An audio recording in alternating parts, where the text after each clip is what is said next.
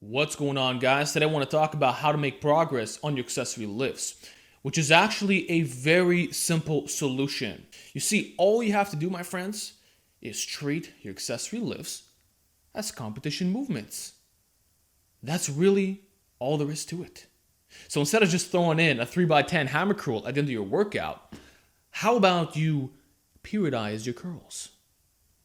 I know some of you guys are thinking, what? You seriously tell me to periodize a fucking curl? Yes, that's exactly what I'm telling you.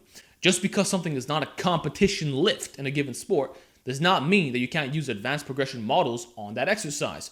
In fact, let's talk about the curl very briefly. Are you aware that there exists a competition called the strict curl, where contact against the wall and you're supposed to strict curl a barbell? I recall C.T. Fletcher had the record on this lift, right? And actually, the strict curl was supposed to be part of the powerlifting total, but they decided not to do it and just became its own separate lift. So all these exercises that people make fun of, being curls, the most bro lift of all time, well, guess what? It is a competition lift, and therefore you can periodize it. And that's what guys used to do back in the day when they were trying to raise it. So instead of just being so dogmatic about, okay, it has to be this competition lift in the sport of strongman, powerlifting, whatever, let's use our common sense and apply progression models to the accessory lifts. So what does this mean? Well, periodize number one. So you can actually do a linear periodization setup on your curls. Yeah, you can. You can do a 5x10 one week, 4x10 the next, 3x10 the next. Next thing you know, you're doing 8s. You can do LP on curls. You can do undulating periodization on your curls. So if you're doing a full body 3 times a week, maybe Monday you could do a 3x10, Wednesday you could do a 5x20, and then Friday you could do like a 5x5 or some shit. You can totally do that with a curl. And this is not just talking about curls, by the way. I'm just using the curl as an example. The point I'm trying to stress is that it doesn't have to be squat, bench press, deadlift to periodize. Same thing goes for any exercise in the world.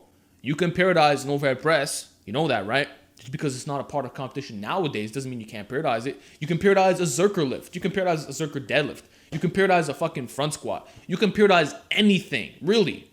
All you have to do is identify what are your weaknesses in that exercise, right? And then apply sport-specific special exercises to raise it. Of course, you want to practice the movement as well.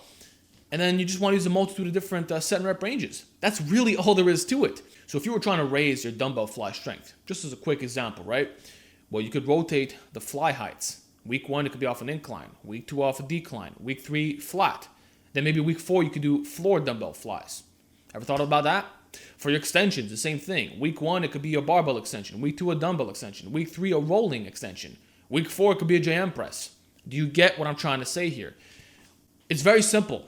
Treat your accessory lifts more seriously and they will progress.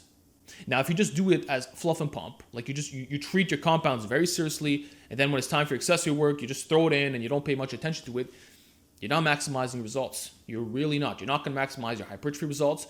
You will possibly develop strength weaknesses in the compound lifts, and your accessory lifts themselves are not going to get that much stronger. That's why I know a lot of gym bros that curl more than powerlifters. Think about this.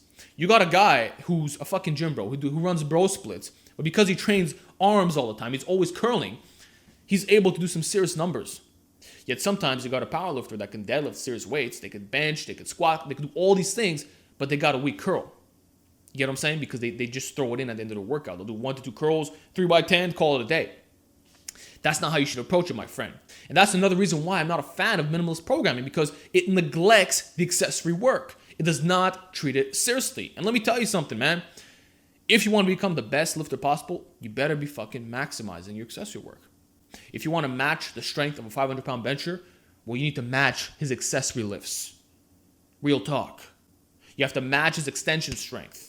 You have to match his dumbbell pressing strength. You have to match all these things.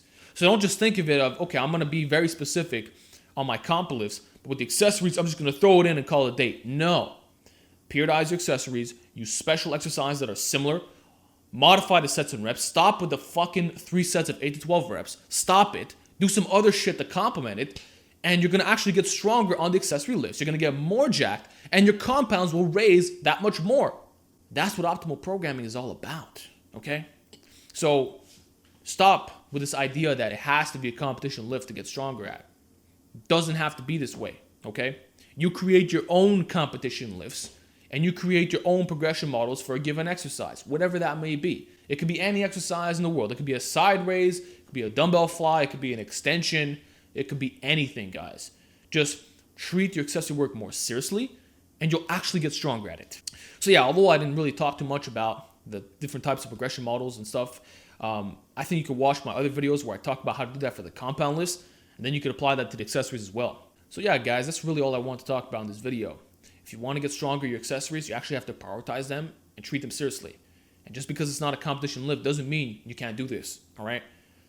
If you stop thinking in the terms of the big three or the big five or whatever you want to call it, you're actually going to get stronger on a multitude of different lifts, and you will acquire amazing general strength. So it's really all about letting go of the bias, letting go of the groupthink, and letting go of the bullshit that everybody has fed you in the fitness community. Treat your accessory lifts as competition lifts, okay? So that's it, guys. Give me your feedback down below regarding this topic. What are some of your favorite progression models for the accessory lifts? Because I know I didn't really talk about that too much in this video. I want to know, and with that, I will talk to you all next time.